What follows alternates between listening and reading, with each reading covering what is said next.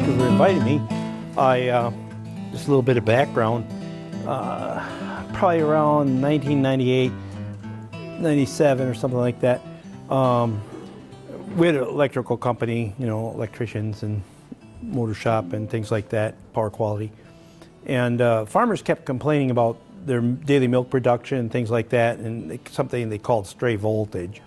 And so I didn't want to get involved in it because I come from a different background, and voltage doesn't stray, it goes where people put it. And so I didn't want anything to do with it. But anyway, AMPI, Associated Milk Producers Incorporated, said, hey, look, we got our #1 milk producer here. Can you go out and check for stray voltage?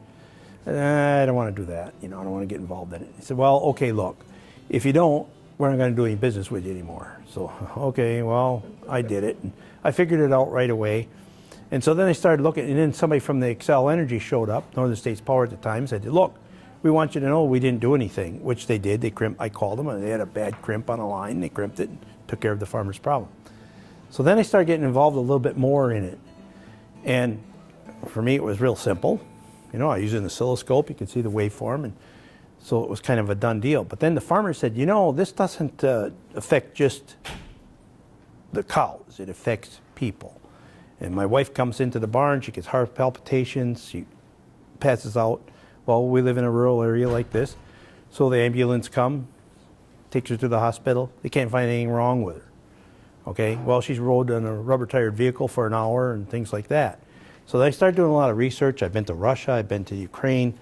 I looked at exposure to these higher frequencies. And first we found the cows are exposed to it, and it affects milk production. That's real easy to do, and I'll show you in a slide. But so then the people was a different story. So what I had to do is there wasn't really a lot of printed information here, and my best friend was a guy named Martin Graham, who was a professor emeritus from UC Berkeley. And he had just retired, and so we were both ex-military, and we had classes in this, but they were classified. So we had to find printed literature that we could go ahead and reference. So I went to Russia, I went to Ukraine first, and then to Russia, and those guys were like, they didn't really want to help me until I showed them what was on their buildings wires. And they said, oh my gosh, okay. But going back to the farm, we seen what affected the cows. So where does it come from? It was on the ground, so it came from the power line. But the power company doesn't generate these high frequency. So it's like, okay, it's modern day electronic devices. So then we figured a way of removing it from the wires, and there's a lot of research there. So, but today we'll talk about, we're not going to make you into electrical engineers, and we're not going to give you a test. So the word stray voltage, there's stray dogs and stray cats. You don't know where they're coming from, and you don't know where they're going. But, so there's no such thing as stray voltage, really, because we know where it comes from, and we know where it's going. Now we can always measure things, and we can figure out where it's coming from. So it's really ground current, okay? So all this electricity that goes out on the wires has to return to that substation, to the source. So what the electric utilities did, and that primary neutral, the wire that takes the current back, is they drove a ground rod in every pole. So current gets off of on every one. So you can see, like on the power poles there, if you drive down the road out here or any place, you'll see a loop from that primary neutral going into the ground. Okay, so we have in North America a grounded Y system. And before 1972, almost all the loads were linear, okay? But there was a there was a oil embargo, so we had to get more energy efficient, so we started using the current in a different manner. But if you go ahead, for example, if you put 20 amps in A phase, 20 amps in B phase, 20 amps in C phase, you're going to have zero current in the neutral. So if you have 20, 20, 27, you're going to have 7 amps in the neutral. But now we have electronic loads, so there's a different mathematical formula. So nonlinear loads like TVs and things like that, okay? Now if you have the same scenario, 20, 20, and 20, you'll end up with 225% or about 42 amps in the neutral. Well, that wire isn't big enough to handle it, so we put current in the ground, okay? Go to the next slide, please. Can you advance it? Yeah, okay, so most of the current goes in the ground. Okay, this is something out of the Institute of Electrical and Electronic Engineering, IEEE standards, and it gives an example. It's got, with computers, you got 50 amps on one line, 50 amps on another, and 57 on the other. So you would think there would be, normally on linear loads, there would be 7 amps in a neutral, but it's actually 82. So we overload the wires, okay, so that they put it in the ground. Okay, so then the bad part about this is it's high frequency stuff. And when it gets above a certain frequency, it gets in the RF range and it can actually radiate off the power lines. So where do ground currents flow? Current will travel along the path of least resistance, that's Ohm's law, and it will take any and all paths, that's Kirchhoff's law. So this is a slide from Ontario, Canada. I got 2 ground rods just in a farm. The farm is turned completely off, there's no power to the farm, and I still got a 60 cycle sine wave there with current flowing on the ground. It flows in our creeks. I took measurements in a creek, and these are levels of higher current flowing in the creek than what the DNR uses to shock fish, and there are no fish in the stream. And then we do a spectrum analysis. We can look at that sine wave and look at those frequencies, and we can see that we have way out like 4.7 kilohertz. Any energy above 2 kilohertz dissipates internal to the human body. Okay, so this waveform was collected on the water pipes in a home in Madison, Wisconsin. 80 microamps will cause a heart to stop. And then this is like 1.8 amps. It's 23,000 times higher. So if the plumber, go ahead, comes along and he opens the pipe, takes the water meter out, and he has one hand on one side and one hand on the other, he could be electrocuted. That's why you'll see water meters in the city or anybody working for the utilities. They usually, now it's a code, you got to jump the water meter because that's something that could come out. And that's just from ground current. Minnesota study and the EPRI, Electrical Power Research Institute, did 2 separate studies in 1998. In 1998, 70% of all the current that goes out on the wires returns via the earth. So there are some rules that cover ground current, okay? Wiley Encyclopedia, the handbook for electrical engineers, says it's unsafe practice to allow current to flow over the earth continuously uncontrolled. All continuously flowing current must be contained within an insulated electrical wire, okay? And this is important because you're talking about solar, okay? So these rules already exist. They've already been adopted by the legislature. This is from the National Electrical Safety Code, okay, which the electric utilities come under. Rule 92D says that ground connection points shall be so arranged that normal circumstances, under normal circumstances, there will be no objectionable flow of current over the grounding conductor. Okay, and so, and it says, it goes on to the handbook, it explains that you have to take special care around water pipes and things like that in dairies. Okay, Rule 215B, objections to the use of the earth as part of the supply circuit are made from both safety and service standpoints. What it's saying is you can't put current, you can't use the earth as a wire. Okay, so those rules are already there, already in place. You don't have to go and make any more rules or standards, okay? Okay, we'll skip these because we don't need mathematicians, okay? Okay, the Institute of Electrical and Electronic Engineers, okay, developed, and it's the IEEE 519. They have standards, okay? And we can go to the next slide. And it says that since most electronic equipment is located at low voltage levels and is associated with power distribution systems, it is frequently exposed to the effects of voltage notching. That's when you're changing the current, okay? And so voltage notches frequently introduce frequencies, both harmful and non-harmonic, both harmonic and non-harmonic, that are much higher than normally exhibited in a 5K and higher distribution line. These frequencies can be in the radio frequency range and as such can introduce harmful effects associated with spurious RF, spurious meaning bastard or unwanted. Okay, so you don't want to be exposed to RF energy. And you will. Okay? So they have standards in the IEEE 519 says that you can't put more than, go ahead and next slide there. Okay, it used to be 5% total harmonic distortion, and you could only have, one harmonic could be more than 3%. Then the electric utilities lobbied the IEEE and they got it moved up to 8. So we kind of moved the goalpost, okay? But even at 8%, these rules exist. They should be complied with, okay? And basically what it does is that the bad part is they didn't really say, Mr. Fox, can you come over and count the chickens in my hen house? But they made the electric utilities the policemen of this. So, and really, like, if this building is putting more than, 8% total harmonic distortion on, they can come and say, look, you have so long to fix it, or we're going to shut your power off. So you can see the rules are already there. They exist for this. This is kind of why we're here, right? A big significant offender of ground current, in other words, puts a lot of current in the ground, are solar panels, okay?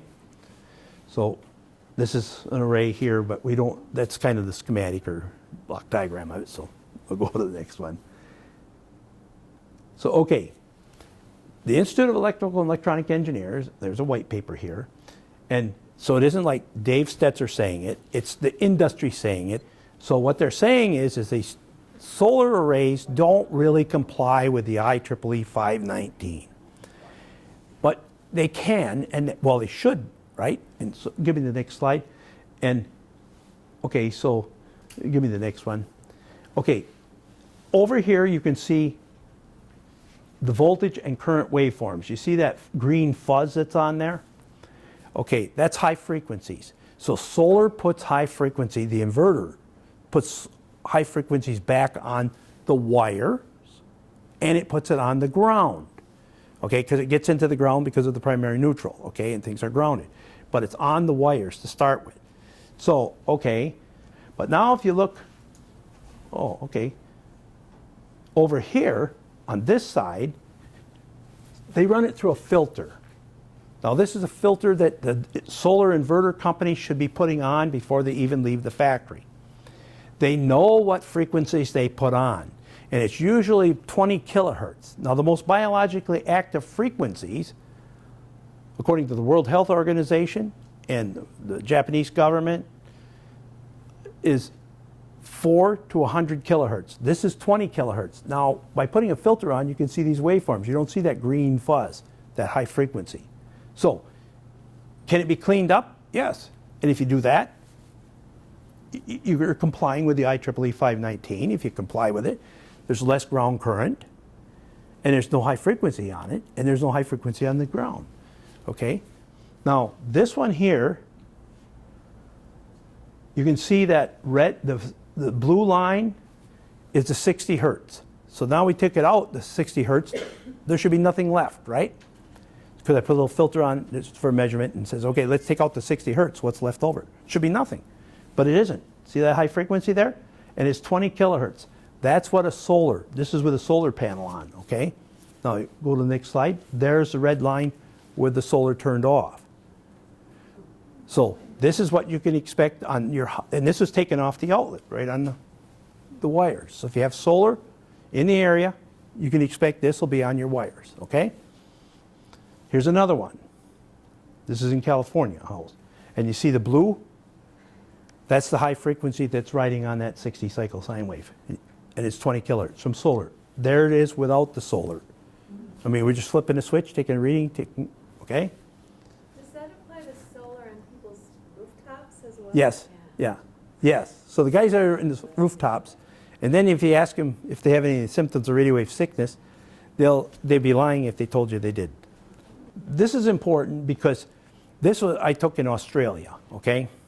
And I was in Melbourne on business, and these people knew I was there, and they said, hey, look, can you come over to my house, you know?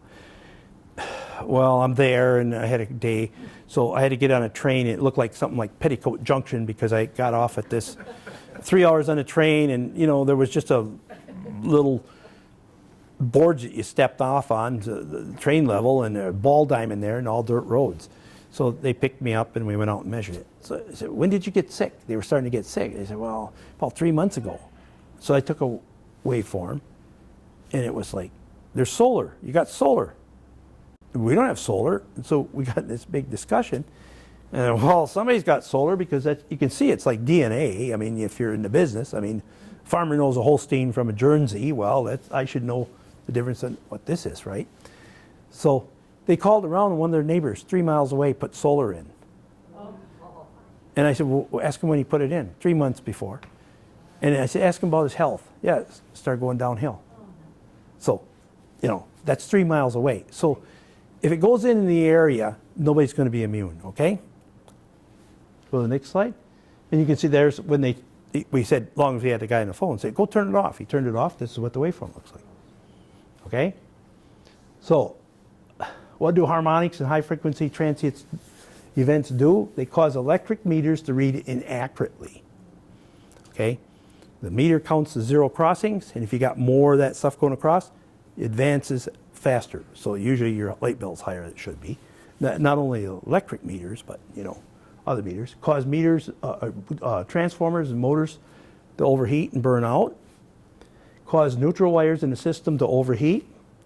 Cause electronic equipment to fail, and cause problems with human health, okay? And animal health. Okay, signs of the total environment. Ground voltage as low as 10 millivolts peak to peak adversely affect milk production. The anecdotal level of the uncontrolled voltage should be reduced to 10 millivolts peak to peak, which is 140 times less than the current standard. Okay, the Public Service Commission says, if you're any dairy farmers or cattle farmers here, Public Service Commission says, okay, the utilities don't have to do anything until it's 1 volt. A cow doesn't feel power, current or pain until it gets to be 1 volt. Well, I got films where I put behind the cows and put the electrical activity on top of the screen, you know, and the cows filmed on the bottom, and when it gets to be 10 millivolts, they kick the milkers off. So how can I be that much different than what the state said? So I got the papers, what the state adopted. It wasn't peer reviewed. These papers are peer reviewed. But what they did is they put pinch ring in the cow's nose, and they put her back feet on a metallic plate. Then they had a variac, which varies the voltage, and they turned the variac up until the cow showed pain. When she showed pain, they read the meter, and it was 1 volt. So how can they screw that up? How can it be that bad? So then I actually read the paper in detail. And Douglas Reineman, University of Wisconsin, did it. And for his criteria of pain was a twitch of the nose, a blink of the eye, and a wiggle of the ear. When the cow did all 3 simultaneously, that's her perception of pain. So, you know, the cow could have been kicking the milker off, jumping through, you know, into stanchion, whatever, and they didn't count that. So it was sort of like, here, do some research for me that will give me these results. So it's junk science, okay? And you can see that milk production, we can take and measure the amount of voltage, we can plot the data, and we can look, and you'll see that the higher the voltages, the lower the milk production. We've done research with, I don't know, over 100,000 cows on different farms, and all the same results. Go to the next slide. And guys were trying to copy it or to prove it's wrong or something. And what happened is they said that, they actually got different results. I mean, they measure different things, but they're looking at, the resulted in an average decrease of 4.97 and 13.78 and 16.9% in milk yield, fat corrected milk yield, and milk fat, respectively, and an increase of 4.75% in dry matter intake. So it affects daily milk production, okay? And that was Burchard. There's another one, electromagnetic biology. It says both 60 hertz and higher frequencies are important, and voltage potentials as low as 10 millivolts peak to peak and higher frequency can adversely affect milk production, okay? So we're kind of talking about cows now, but you've got cows in the area, go ahead. And now if you take this slide here, this is a daily milk production on cows. So it's a scatter graph, okay? But so you can see the higher the voltages going that way, the less milk. Next one. And if you drew a line here, right, you'll notice above 60 millivolts, there are no more high producing days. So it doesn't take very much voltage at these higher frequencies to cause a problem, okay? And here's one graph, and you can see the red line is the the voltage levels on the floor, daily collected, okay? We asked the farmers, what time you get done milking in the morning? They say 8 o'clock. We drew a line at 8 o'clock. And we have a computer program written to count the data because it's such huge amounts. And so it gives it a number. It gives it a number the next day, and the number the next day. And the one thing that was very interesting, and why we like cows, is because if the voltage went up today, the milk went down today. If the voltage goes down today, the milk goes up today, and you can see it. So it wasn't like, well, we got a 2-week delay or something like that. It's like instant, okay? This is another graph, basically the same thing, different cow or different herd. But so you can see it affects, 1,300-pound animals. What does it do to people? Okay, we've estimated voltage as low, this is from the Minnesota Science Advisors study. Charles Polk said we've estimated that voltage as low as 0.2 or 0.002 or 2 millivolts could conceivably cause internal electric fields in a cow that are high enough to produce physiological response. Okay, so that's very low voltages, okay? Ontario Hydro has a thing on tingle voltage. And it says fertility inconsistencies in farm animals, lowered milk production, unusual reactions of farm animals. For cows, uneven or negligible milking, nervousness, tail swishing, refusal of food or water. Tingle voltage is mainly a problem with animals since many of them can feel as low as 0.3 volts. Okay. Okay, so this is the Naval Medical Research. Okay, this is come out with, go ahead. These are the symptoms of exposure to this stuff. Okay, now I won't list them all because of time, but what happens is this was a classified document, they declassified it, later on, and it was 1972. Is this people or animals? This is people. Now I switched to people, okay? Yeah, so you can see, and like I said, if you have solar on your house and it's not filtered, which I don't know any of them there are, okay? These are the symptoms. They would be lying to you if they told you they didn't have any of them, okay? Go to the next slide. The Russians did, well, this is just a thing that we made with those symptoms, okay? The Russians made this one. This is Russian research, okay? So the Russians, they actually made weapons with this, and you can look it up on the internet if you want. It's called Project Pandora. I've been to Russia. I've actually seen the documents, things. I was a top secret military lab north of Moscow, and they showed me things, okay? So this is their symptoms, and it overlaps, okay? And again, these frequencies are all between 4 kilohertz and 100 kilohertz, and your solar is 20. Okay? Go back a couple, would you? Just there. Okay, the smallest amount of current having an observable effect, human heart rhythm disturbances occurs at 80 microamps, and that's in applied bioelectricity by a guy from Johns Hopkins University. Okay, contact current. The absolute as well as the modest level of contact current, modeled 18 microamps, produces average electric fields in the tissues along its path that exceed 1 millivolt per meter. At and above this level, the National Institute of Health and Environmental Sciences Working Group accepts that biological effects relevant to cancer have been reported in numerous well-programmed studies. So the National Institute of Health should be considered a credible source. Okay? This is a handbook for assessment for management of field. Furthermore, proximity to distribution lines have been associated with the risk of childhood cancer in 3 epidemiological studies. Since I'm not on a time frame here, I got to tell you about the book. Okay, I went to the Public Service Commission library in Madison. I didn't know what I was looking for. I just was looking for research, right? And it's like going to the local library here. So I checked this book out along with that one from Ontario Hydro and a couple other things. Okay. So my name goes off in this computer or something somewhere because I was there on a Wednesday. I didn't get back to the office till Friday. I come in Friday morning and the office girl says, hey, we got a bill from the Public Service Commission for $300 and some. For what? Lost book fee. I'm supposed to have it for 2 weeks. What are you talking about? I didn't lose anything. They're right here. So now that prompts me to look at the book. This is a paperback book, okay? It's about this thick. So, I thought, what's in there they don't want me to see? I said, well, I'm not going to pay $300 for this book. Just order one from EPRI. Well, if you're a member of EPRI, which is the electric utilities, a member of the Electric Power Research Institute, you get them for free. But the price was $25,000. So I made a mistake. So we called, no, it's $25,000. Why? Because nobody wants, And then I'm seeing these things like this, that it causes cancer. And not only that, it tells you how to fix it. So I sent them $325. So I have the book. Okay, go to the next slide. Okay, the central nervous system and cardiovascular system pathology level is significantly higher in relationships and in persons previously exposed to EMF than in the control group.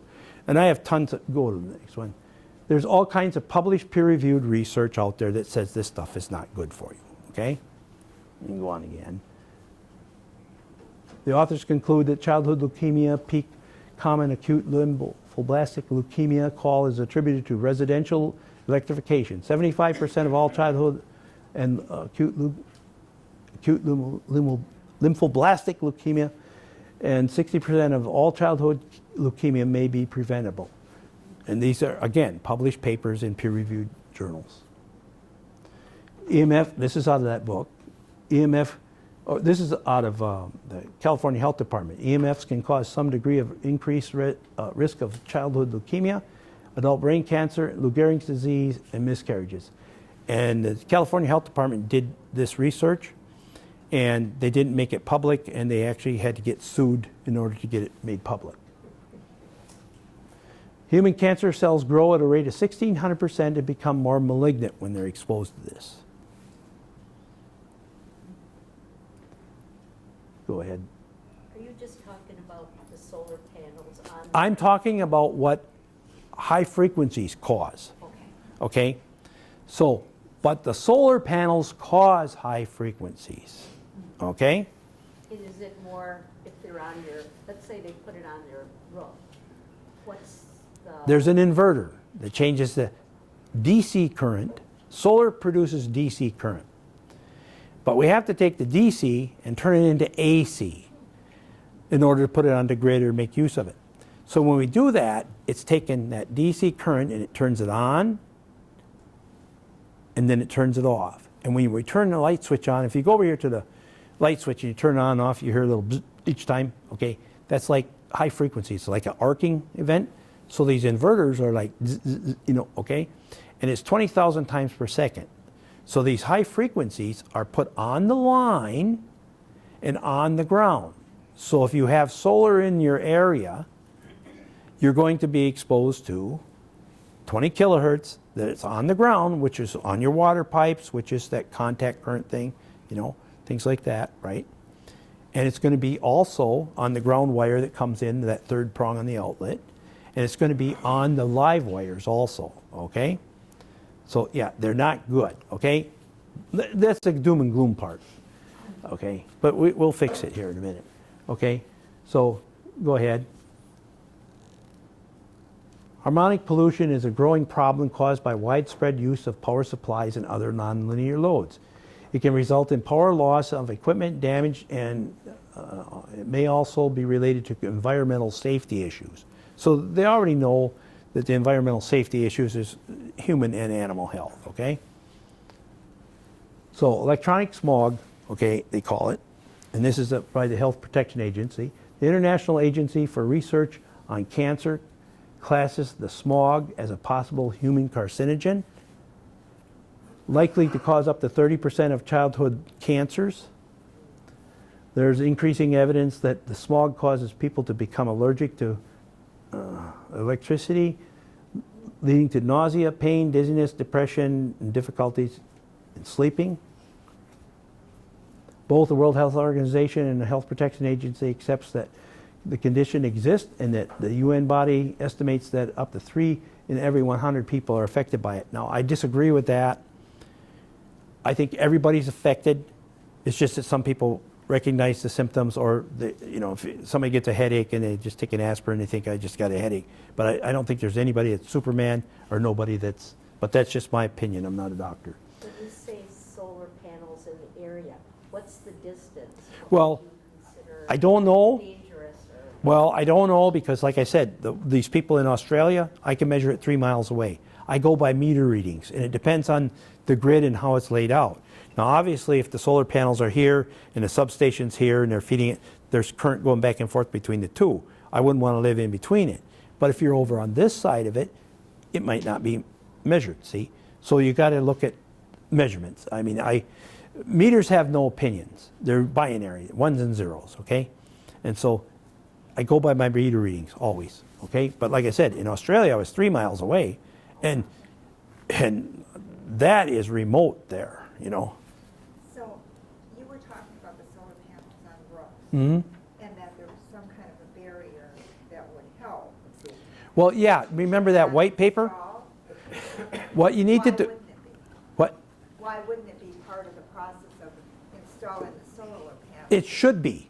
So why isn't? Nobody enforces it. Money. Look, the people who made the inverter, that's the culprit, okay?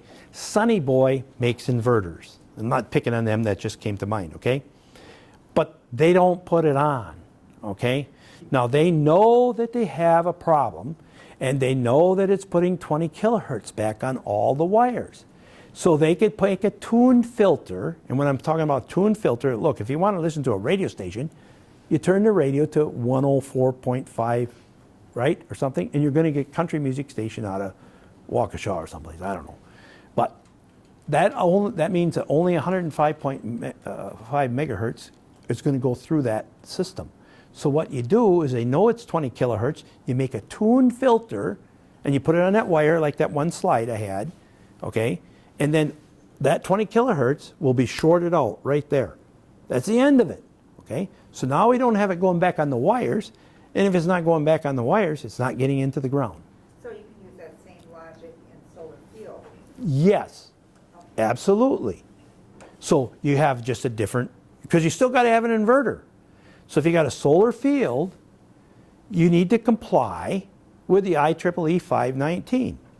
We don't need any more rules, and we don't need any more laws. And I have to use an analogy, but I say, okay, look, if you want to drive on my highway and you got a driver's license, right? I really can't stop you from driving on my highway. But we can expect you to drive the speed limit, right? That's not asking, you know, there's already rules made up. Somebody from the Department of Transportation said, hey, the road's only safe for 55 miles an hour. Well, then drive 55 miles an hour and we'll be fine. Same way with the solar, okay? You need to have this filters put on, and it isn't my idea. I mean, it is my idea, but it wasn't, I didn't originate with me. I mean, it's the industry standards that you're supposed to do this. And it's IEEE, Institute of Electrical and Electronic Engineers, recognize that they have to comply. So if you're going to put a solar farm in, it is not unreasonable to ask the county board or whoever's issuing these permits to say, look, we're not going to stop you from putting it in, but you need to comply with 3 things. The IEEE 519, Rule 92D of the National Electrical Safety Code, and Rule 215B. Getting off subject, but in Trempealeau County, some people wanted to put a wind farm in. Now, we have a lot of high bluffs along the Mississippi, okay? So they wanted to put these big wind farms in. And so they went to the county board, and it's a small county, and some people were against it, okay, but a small amount, okay? So then the county board really didn't know that much about it. They're not electrical engineers, they're farmers, things like that. Same as we got here. None of you are, I don't think anybody's an electrical engineer. Or if you were, I wouldn't be here. Because it's a known thing, right? So anyway, the county board called me at my office and said, look, can we come down to your office and get some education? So we explained it, right? So they went back and they wrote an ordinance, and they said, look, we're not going to argue with you about, because they threatened the county with lawsuits and all kinds of stuff if they didn't go ahead and give them their permits. So you can go ahead and put your towers up, but you have to comply with the IEEE 519, Rule 215B, and Rule 92D, and I'm sure they'll give you a copy of the ordinance, right? And guess what? But it had to be independently verified. Now, they didn't argue with them anymore. They just withdrew their application because they don't comply. And they didn't want to spend the money to comply, so they withdrew their application. We do not have one wind tower in Trempealeau County. So you keep referring to this as a rule or a regulation. Yes. Is it illegal? Yes, the legislature's adopted it. Okay. That's, Yes. So you're not asking somebody to make a new rule up. You're not saying, well, this is, my county and, we're going to, Fond du Lac, here, Village of Fond du Lac or something like that's going to, go ahead and we're going to make this rule. No, it's already adopted by the state legislature. You're just saying, hey, and if you ask them a question, do you comply? You're going to get all kinds of answers back. Do you comply with the IEEE 519? I've seen these things, right? So they say, okay, well, and they go on and explain about the IEEE 519 and stuff. And then they'll say, at the end, in conclusion, with modern day electronic devices, it makes it easier to comply with the IEEE 519. Everything they say is true. But I'm not interested in that. Just check the box, yes or no. Do you comply? Yes. Do you comply? No. If you don't, you can't. It's a rule, it's already there, okay? So I'm not bringing anything new to the table. I'm just telling you about it. Is the, Institute of Electronic Engineers. Okay, like what happens is the legislature, okay, legislators, they're not electrical engineers, some of them might be. They're not medical doctors, so some of them might be, but okay. So what they do is they can't really legislate this stuff, so they rely upon, like doctors, the AMA, right? So American Medical Association, they make their rules and they just adopt those standards as a blanket thing. Same way with the Institute of Electrical Engineers, okay? IEEE. They just adopt those standards, okay? So it's already there, it's in the rules, it's, The rules are part of the electrical code of the state. Yes, yes. And the Rule 215B, Rule 92D, it's plain as day. Now, I we get involved in some court cases and stuff one time, but it's like more than once a lot. But it says, well, the word objectionable is left undefined. How many in this room doesn't know what objectionable means? Come on, So that's true. I guess it's undefined, but we have Webster's dictionary if you're that stupid, But okay, so One other question. Sure. So when you were talking about the Australia where it traveled three miles. on the ground. Underground. On the ground. Is there a certain size field or a number of acres of how much solar panels, like would a smaller field travel the same distance, 3 miles, or how No, big? it goes by the circuit, because where's the substation? Like the substation might be here, the people's house that I seen was here, the solar panels over here, so it's got to, for every electron that leaves a node, one has to get back. So you got to look at the circuitry, okay? And of course, I like to use topographical maps too, because, if you got lower lying areas, you're going to get more of a current flow there than you would on, rocky soil or something like that. So you got to go by the meter readings, but it's going to be on the wire. And wherever that wire is, and everybody has electricity coming into their house, is going to be on the primary neutral. And because it's on the primary neutral, that's bonded to your ground wire. That third prong there, it's bonded right to it, So, and your water pipes, it's cold, you got to hook to your water pipes, if you're an electrician, you better have it grounded. If one wanted to test their own property, how would they do that? Well, you just get somebody with an oscilloscope and they can, you'll see that waveform plain as day. Yeah, you can do that, yes. But there's electricians here that, I use it because I was trained in the military and we used oscilloscopes, okay? So since I was 18 years old, I would get drafted, so I enlisted, because right, in them days, so at least I got my choice, right? So I got into electronics, we used oscilloscope. When I got out, I started my business, I used an oscilloscope. To me, it's like a pair of pliers that a farmer carries around in his pocket, right? So you can go to the next slide. Okay, invisible smog created by electricity that powers our civilization is giving children cancer, causing miscarriages, suicides, and making people allergic to modern life. Sorry, you don't read very well because I can't see that. Okay, so there's solutions. Okay, we give you all the doom and gloom part. Okay, and Charles DiNardo, who was the chief electrical engineer for We Energy said in 1995. Fortunately, there are proven and relatively inexpensive techniques for addressing any type of ground current transients, including those that are intermittent. Okay? This is 1995, so, okay? So, one of the things we can do is we can put a bigger neutral wire. We don't want to have the current in the ground. So if the current takes the path of least resistance, so let's have a stiffer neutral, okay? Another thing we can do, I guess that's the bigger neutral there. We can put up another wire, which we're probably not going to do, but, okay? Yeah. Yeah, we can, all right, there it is. Okay, now they did a 5-wire system in New York, and what they found was it lowered the stray voltages by 40% and lowered the EMFs by 50%, okay? Probably not enough. No, but especially if you get the higher frequencies. So the solar is going to create the high frequency, but we'll get to that. Okay, a method that practically eliminates ground currents associated with primary distribution lines and still maintains the advantage of the multi-grounded system is a 5-wire system. Now this is out of that $25,000 book, so, but they're not going to do that. Okay, and that's $5,000. Okay, harmonic standards must be reevaluated to maintain and promote future system compatibility in an integrated grid. So what they're saying is you've got to look at this harmonic content, especially when you're hooking solar and wind and things like that to it, because it creates a lot of high frequencies. Okay? Now, again, I'm just presenting the facts. Okay?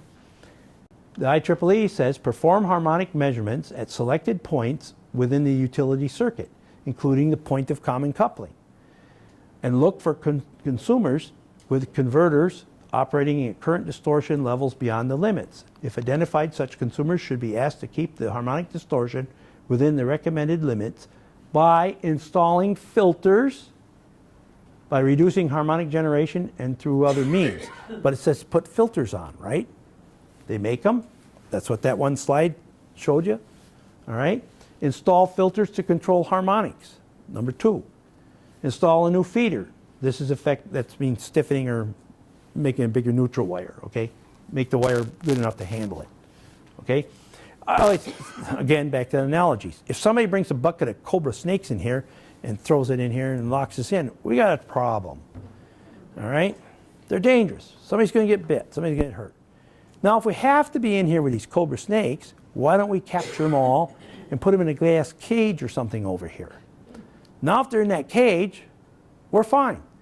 And then we can kill them, and we can decide how we want to kill them or what do we want to do with them, okay? Use them as pets, whatever. But at least they're under our control. So these high frequencies, once they're in the ground, they're out of our control. But if they're on a wire, you can kill them. You can put a filter on the wire, boom, it's gone. See? They're under your control. And that's what you want, okay? So, the solution to this problem has to be a cooperative effort. Utilities need to update their outdated distribution lines to meet today's technological loads. Consumers, including wind and solar generation operators, need to reduce the amount of high frequencies they are putting on electrical wires. Existing standards and rules need to be enforced. You don't need any new ones. Just enforce the ones you got. And they're there, and I gave them to you. Okay? Conclusions. Okay, I'm not anti-solar or anti-wind. However, as currently designed and implemented, these systems cannot comply with applicable standards and are unsafe for human and animals. Okay? Issues of high-frequency transits and harmonics introduced into the electric grid and the ground must be properly addressed. Existing standards must be enforced. And so if you're on the town board or you're the chairman or something of it, or whatever, right? You're not asking anybody to do something or go way out of your way. You're just saying, hey, look, if you want to drive on my highway, you got to drive the speed limit. If you want to have a solar panel, and that's, you guys can argue all they want about the chemicals and how do you get rid of them, and if you have a hailstorm or something like that, that's not my area of expertise. But what is my expertise is the electrical. And you have to comply with those standards. Some people might not want to look at them. I don't know. That's to each his own. But the electrical, needs to be addressed, or people are going to get sick. And your animals, your milk production's going down. And dairy farmers, that's your livelihood. And even we did this with rate of gain for beef farmers. So it isn't just dairy cows. The nice part about dairy cows is you could check it every day. You know, we know how many cows you're milking, and we just divide by the pounds of milk. And I mean, it's what, third grade math, right? So, but beef was a little bit harder because of rate of gain, you know, they don't weigh them every day and stuff. But there is a standards for that. Chickens, even, we did it with chickens, with egg production, okay? And we can lower the frequencies a little bit, you know, and we'll get 1,000 more eggs a day.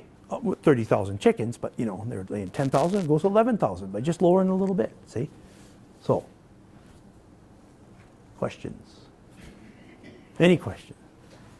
You said if they, you say in your ordinance you have to follow these 3 rules, you know, the 92D, 215, and who are the independent people you can come to verify that? Is that like someone? There's engineering, yeah, I can do it, or you know, but I'm not here to do that. Right, but I'm not, you know, you know, you can go on the internet or look it up. I mean, Milwaukee's just down the road here, isn't it, or something? I mean, my God, you must have all kinds of engineering firms there that can do it. Okay, so just electrical engineering firm that. Some engineering firm, yeah, you can do it. You know, you want it independently verified because Right. these guys lie through their teeth. I can tell you, you know, I really do.